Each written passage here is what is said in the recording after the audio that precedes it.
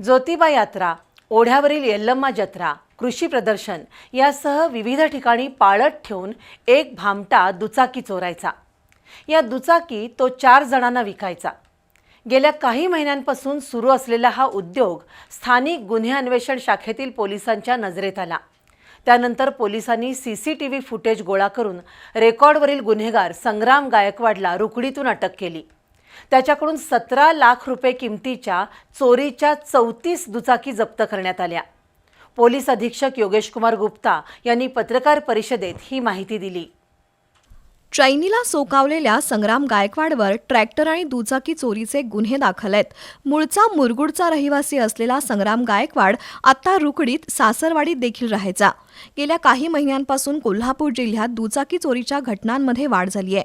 स्थानिक गुन्हे अन्वेषण शाखेचे निरीक्षक सुशांत चव्हाण यांनी दुचाकी चोरट्याच्या शोधासाठी पथक तयार केलं होतं।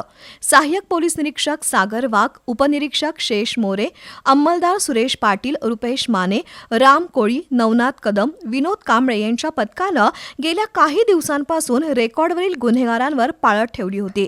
तसंच विविध ठिकाणचं सीसीटीव्ही फुटेज तपासून दुचाकी चोरट्यांविषयी माहिती गोळा करण्यास सुरुवात केली। त्यातूनच संग्राम गायकवाड विषयी माहिती मिळाली। त्यांच्यामध्ये एक आम्ही आरोपी पकडून 34 गाडी टोटल मोटरसायकल 34 ची रिकव्हरी झालेली आहे। त्यांच्यामध्ये 33 जे आहे चोरीचे मोटरसायकल आहे आणि एक जे मोटरसायकल ते गुन्ह्यामध्ये वापरण्यात आलेलं आहे। आता टोटल 34 मोटरसायकल वेगवेगळ्या गुन्ह्यामध्ये आम्ही निष्पन्न करून त्यांची रिकव्हरी केलेली आहे आणि टोटल मुद्देमाल जे आहे जवळपास 17 लाखाचा मुद्देमाल त्यांच्यामध्ये आहे।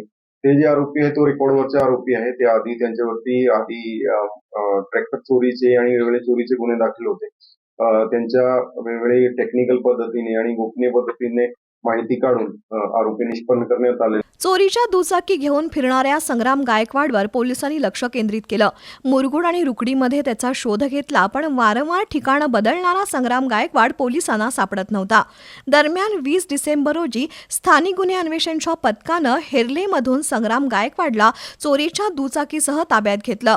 त्याच्याकडे कसून चौकशी केल्यावर त्यानं 17 लाख रुपये किमतीच्या 34 दुचाकी चोरल्याची कबुली दिली। चोरलेल्या दुचाकी तो रुकडीतील कुणाल कांबळे, माणगाववाडीतील सुनील खोत, मुरगुडमधील पांडुरंग रानमाळे आणि संजय शिंदे यांना विकायचा। हे चौघं या दुचाकी पुढे विकायचे, त्यामुळे त्या चौघांनाही अटक होणार आहे असं पोलीस अधीक्षक योगेश कुमार गुप्ता यांनी सांगितलं। यावेळी अप्पर पोलीस अधीक्षक धीरज कुमार बच्चू, गृह पोलीस उपाधीक्षक तानाजी सावंत यांच्यासह पोलीस अधिकारी आणि कर्मचारी उपस्थित होते।